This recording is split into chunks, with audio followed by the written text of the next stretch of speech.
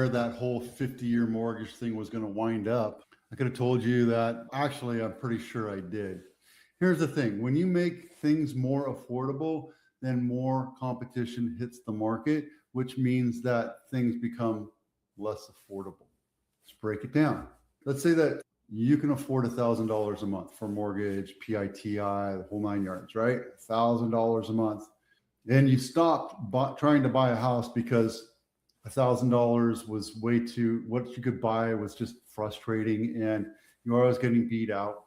And then all of a sudden 2021 happened. All of a sudden the cost of money went to zero. And then there was a ton of competition, which drove prices even higher, meaning that you couldn't really compete and you needed a 3-bedroom, 2-bath, and you were looking at semi-fixed up homes, but now all you saw were homes that were leaning over or burnt down or 10, 15 miles away further than what you want or could. So you decided to put it on hold and thinking, oh, you know what? Now things are going up and now rates are too expensive. So now the cost of money is super expensive. And now what you could afford is now a house maybe 40, 50 miles away.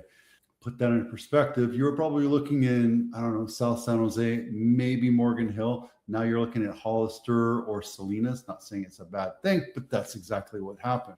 You're like, screw that. I don't want to move to Hollister. Hollister's not a bad place. I sell houses in Hollister all the time. But in your head, I used to be able to afford a house in South San Jose. How come I can't afford a house in South San Jose now? I have to go down to Morgan Hill. I have to go down to Hollister. I have to go down to Salinas. Ridiculous. Forget it. I'm not going to do it. And then you don't. And then all of a sudden, the secretary said, or Trump comes up with this great idea. Let's just do 50-year loans.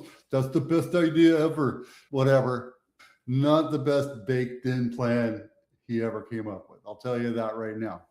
This makes it just as unaffordable for you as if the rates came down to 2.5%, because more people would enter the market, more competition. And like everything else, when there's a good reason for people to buy, then there's more competition. See that? So prices go up, competition goes up, you become less affordable. Your house or your house search becomes less affordable. Okay. That's why I never thought about why this was a good idea. I think the only way we're going to do it is by trickling it down until we figure out what the parity is. And right now we're at about 5.75. And if you buy it down, you're at parity. So technically you should be at the place where you can afford to buy a house. You're not going to get a house at 4%. We're not going to get C loans at 4% for a while. It's just not going to happen. So stop that thinking. The market's not going to crash. The market's not going to crash. The housing market's not going to deplete itself because there's too many people with 2.5%, 3% loans. There's not enough supply to hit the demand. So even if we dropped it down to 2.5%, your $1 million house would now be worth $1.5 million. Your $1.5 million house would now be worth $2 million. See what I mean? Great for sellers, not so great for buyers. Buyers are frustrated. They're taking a breather. And because the rates being so high for the last 2 years, that's what's going to happen. Probate sales, probate and estate sales. And if your parents need to go into elder care facilities or what have you. There you go. The last couple of years, I've really developed a lot of connections and relationships to make this a very smooth transition for your adult parents.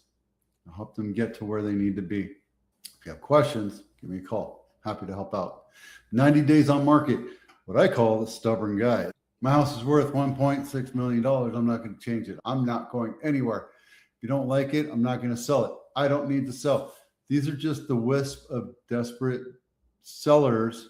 I'm not going to call them desperate. They're just stuck in their head that their house is worth this much money, and maybe it is. Maybe this house on Lynette is worth $3 million. Why hasn't it sold? Maybe you got into contract and it fell out, or maybe it's, yeah, you know what? That's a great listing. That's a great price for it because those are going for about $3 to $4 million.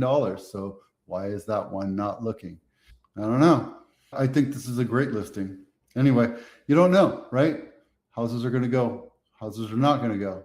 I was looking at Santa Rosa. This is your bank-owned property of the week, Santa Rosa. We looked at it last week. Never mind. No, this one right here, guys. I look at this and I think, nah, it's overpriced for what it is. It started even higher. It's 151 days on market. It started at 1,270,000. Now it's 1,000,001. And it's in the middle of downtown San Jose, right off a heading. I say we go write a $500,000 offer on it. Bank doesn't care. They want this thing off the books. It's right next to a commercial property, and it's not in that great a condition. That's your side yard. That's your backyard. Nothing great to look at, right? Why would anybody pay $1 million for this? I don't know. They're just waiting to see. So write an offer. Let's go write an offer, 500,000. See what happens. Oh, we talked about that already. And there you go. There's your little chart for 40 days on market. Everything's kind of flatlining right now. But again, we're in the middle of winter. It's 50 degrees out. Nobody's thinking about buying or selling a house unless you're thinking about selling your house in March, April, May. Then let's download this pre-inspection checklist. This will get you started. I have all my contractors out there running around at all my listings, and it's just chunk, chunk, chunk, chunk. You can do it yourself.